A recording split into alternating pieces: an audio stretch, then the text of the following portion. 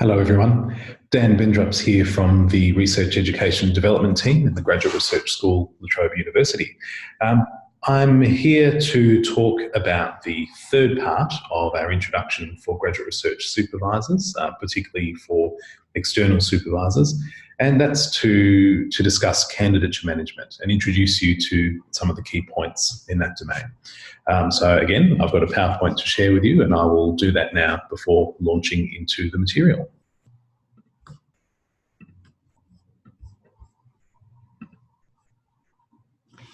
Here we go.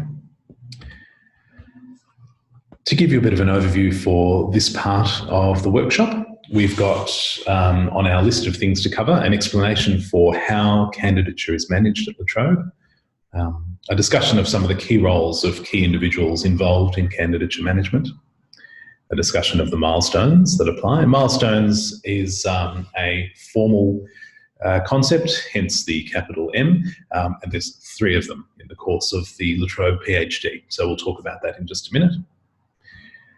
A little word about managing change and the sorts of processes that we have available to help when things need to be managed or when changes occur.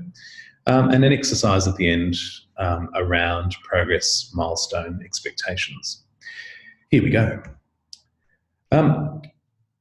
Obviously, the most important people in a supervision relationship are the candidate and the supervisors. And together they comprise what we might call here the supervision team. I like to think of it that way, and I like to share that idea with others because what we want to get away from is the idea that candidate and supervisors work adversarially or against each other. That's not what we're aiming for. We want candidate and supervisors to be working together towards the production of the research. So we'll call them a team. Sitting around that team is what we call the Progress Committee.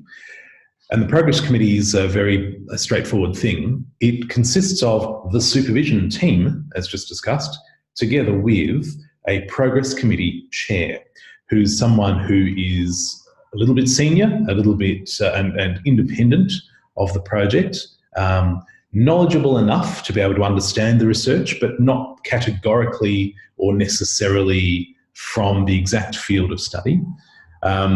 And that Progress Committee chair plays a very important role because they help the supervision team to navigate the outcomes of milestone discussions. Also on the Progress Committee might be other interested parties. For example, the work may have an industry partner who has a representative who wants an opportunity to touch base or sit in with the research. And it could be that Progress Committee is a really appropriate place for that person to also sit. So if that's the case for you, that's just something to think about. Beyond this, within the school in which the candidate is enrolled, there's a person called a Graduate Research Coordinator, or a GRC as we call them. And a Graduate Research Coordinator is largely responsible for the day-to-day approvals of different things that graduate researchers might need in that school. There are many GRCs across La Trobe. Each discipline area has one, and some discipline areas have more than one if they've got a large number of students. In each school, there's also the School Director of Graduate Research, or the DGR. Now, the Director of Graduate Research is formally the role to which the responsibilities for higher degree research training are delegated from the head of school. So they sort of sit above the graduate research coordinators in the school and are there to co-sign on certain things, or if approvals need to be pushed up one layer, that's a person who they go to. So they have some very particular roles as well around approvals for examination and other sorts of things. The list is probably too long and boring to go into here, but just so that you know, there's these 2 roles within the school, both really useful people. If you're part of an international partnership that has been formalised for PhD research, then you've probably also got an academic program coordinator or director, possibly. The nomenclature may change, but either way, there's a person who's essentially the contact point for interactions between La Trobe and the international partner institution. So they don't necessarily have a particular role with regard to how we manage progress, but they're a very important person in terms of keeping communication open and keeping expectations clear. So chances are you'll be having some interaction with them, as well as with the Progress Committee Chair, possibly the GRC, possibly the DGR.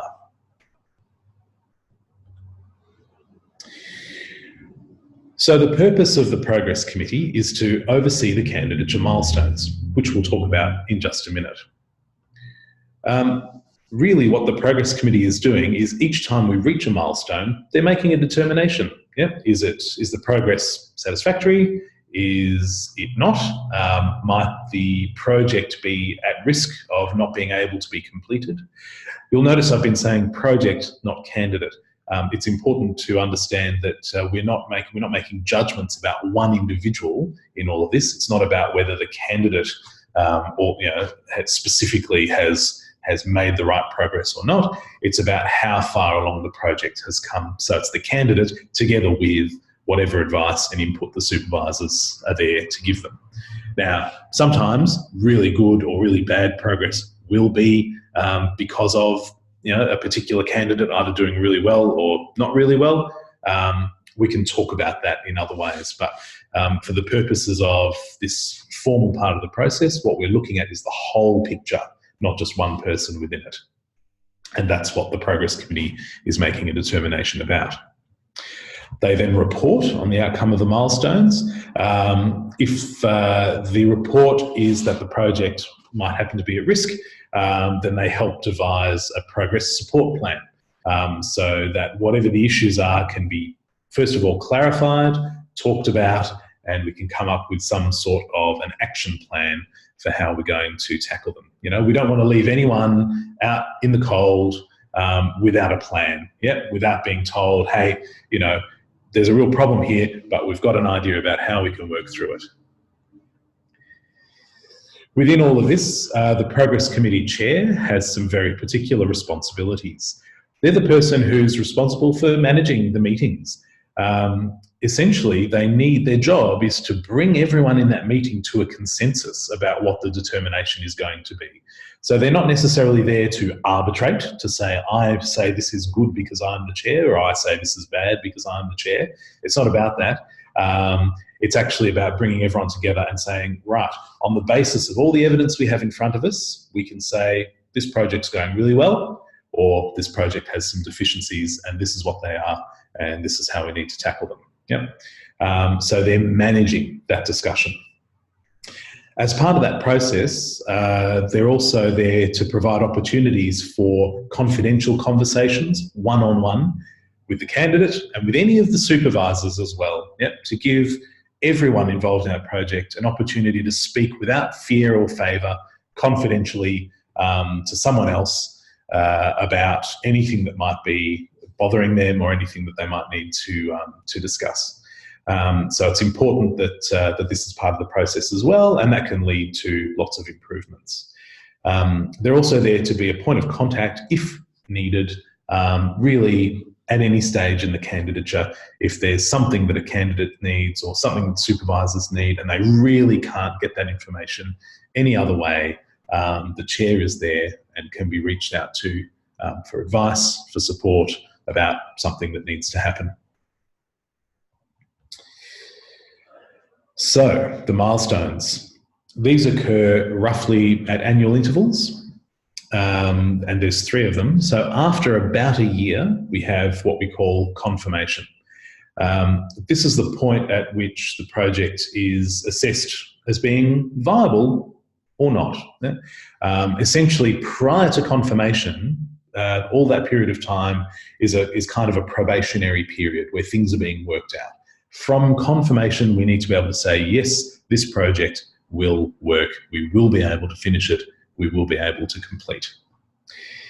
The next milestone, which then occurs after about 2 years of candidature, is what we call the mid-candidature review. This is just a way of keeping tabs on the research progress.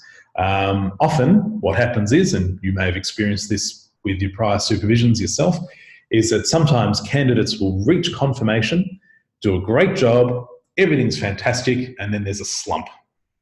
Gotten over that hurdle, and then there's a slump in the research. We have the mid-candidature review there to make sure that if there's a slump or if people don't really know what to do next, we've got a goal. We've got something we're aiming for in the medium term that happens before the ultimate goal of finishing the research. Yeah? Then, after about 3 years of candidature, we have what's called the pre-submission review. This is the third milestone. This is essentially the point at which a candidate's readiness for submission and examination is tested. You could think of it a little bit like a pre-submission oral defence, if you like. That's one way I like to think of it, because at this point, essentially, they should have their project finished, more or less. There might be a few things still to write up, but more or less finished, clear in what their outcomes have been, clear in what their research contribution is. That's a very short description of these milestones, but if you'd like to read about them in a lot more detail, our Grow Orientation web page has a lot more information and can talk you through that as well. But we'll just move on for now. I want to take just an opportunity here to throw it back to you in the room, because there's a few things that are probably popping into your head at this point about the milestones. You're probably thinking, oh, we had something similar when I did my PhD, or you might be thinking, oh, we had nothing like this when I did my PhD. What on earth is this for? Either way, you may also have some questions arising. So let's just take a little break from me speaking for a minute, and I'm going to hand back to you, to the room, to have a bit of a discussion about milestones.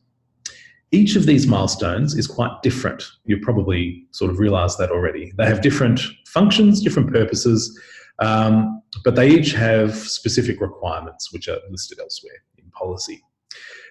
Rather than looking at those requirements, though, I want to open this up and talk a little bit more pragmatically, a little bit more philosophically on three questions, right, relating to each of the three milestones. And let's start with confirmation. Right? Thinking about confirmation as the point at which a project is classified as both achievable and viable, what do you think would be needed at that point? What sorts of things would provide you with that evidence to say, yes, I think this is true? Our second question is, well, when it comes to the mid-candidature review, what would we need to show then? There would be sufficient evidence to say, yep, this candidate is on track. They're doing exactly what they need to be doing. We don't have reservations about this project. Yeah, how might that be reflected, do you think? I mean, there's lots of potential answers to this, but I'm just seeking your thoughts. The third one is, when we reach the pre-submission review point, well, what might you expect to see at that point? What would you need to have in front of you or have access to in order to be able to say confidently that the project is going to meet the expectations of its future examiners? Yeah, that we've got a good, workable PhD in front of us. I'm going to give you a few minutes to talk through those questions. What I'll ask, if there's a facilitator in the room, I'll just get them to pause the video at this point so that you can see those questions, and then you can restart the video in a minute when you've had a chance to discuss them.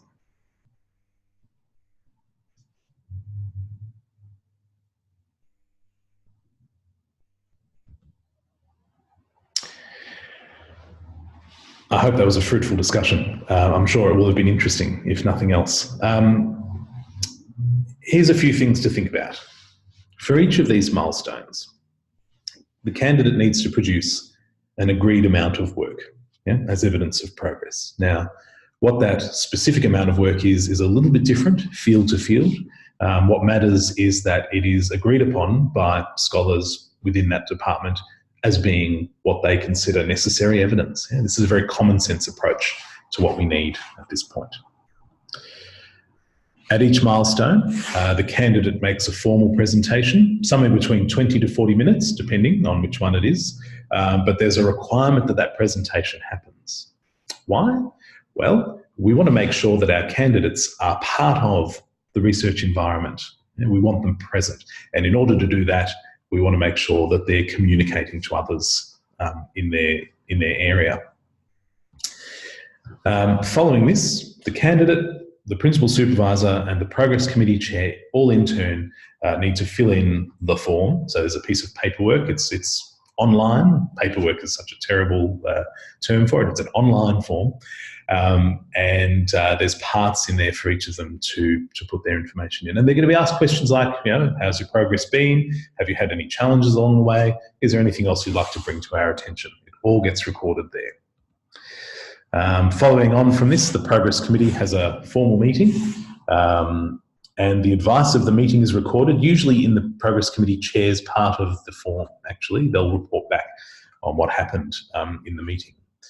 And that meeting will lead to a determination. Yeah? And that determination is submitted to the Graduate Research School, and if there's any further action required, this will be signalled and dealt with at this point.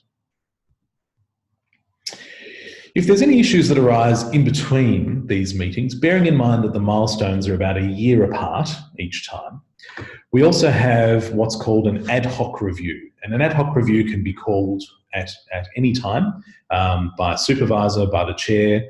A candidate may wish to ask for one. And what will happen is if an ad hoc review is requested, the Graduate Research School will create this as an item in that person's record, and it will proceed like a milestone review. But usually tackling a particular question or a particular reason why it might be happening. So, a candidate might need to take leave for an extended period of time. Yep. Upon their return, it might be really useful to have an ad hoc review to take stock of what needs to happen, what might have changed since they left, what might be happening now that they're back. Yeah. This is just what that part of the process is for. Now, research involves change. This is quite a normal thing. Very rarely do projects finish exactly the same way as they started. And that's fine if you're a researcher employed in an ongoing position and you've got plenty of time and not so much to worry about on that front. But when it comes to PhD researchers, we need to remember they are working to quite a strict time frame. Usually 3 years, 3 months of full-time equivalent candidature. So we've got them, within this frame of sort of 3 to 4 years. Yeah? We owe it to them to make sure that whatever it is we're asking them to do can actually be achieved in that time. Change can be a real sort of barrier to this because sometimes change requires us to do new things or will take extra time, and so we need to be careful about how we manage it. So, for example, when considering the project design, obviously we've got our optimal plan, but we also need to have our plan B, our plan C in case plan B doesn't come off. These things are really quite important, and it's important for candidates to know if something changes or goes wrong, we've got a plan. Yep, there's another thing that we can do here. This plan should really be clear by the time we've hit confirmation. Yeah, we should know what the plan is and what's going to happen. It's important that when there is a change, sometimes changes can't be predicted or previewed, and that's okay, but we need to make sure that when there is a change, there's communication between all the stakeholders. Right? At the very least, the candidate and all of their supervisors, and there should be an opportunity for discussion about what change is being proposed. Don't just assume that this discussion will happen. Be proactive in the event that you observe or hear about something that needs to be collectively discussed. And if that change is something substantial, it could be that you need to call for an ad hoc review to record it and to say how that change is going to be managed going forward. Finally, people do experience a lot of challenges during high degree research candidature. So if a challenge does come up, record it at the time that it appears. Don't continue just with your fingers crossed, hoping that it's all going to be okay in the end. It's important that we keep a record of what's happened and where, because it could be if a candidate needs to ask for more time at the end, then we've got a record of why. Right? We can't just kind of get to the end and then say, oh yeah, well, we're asking for more time because of something that happened 2 years ago. Oh, but we didn't write it down at the time because we weren't sure, etc., etc.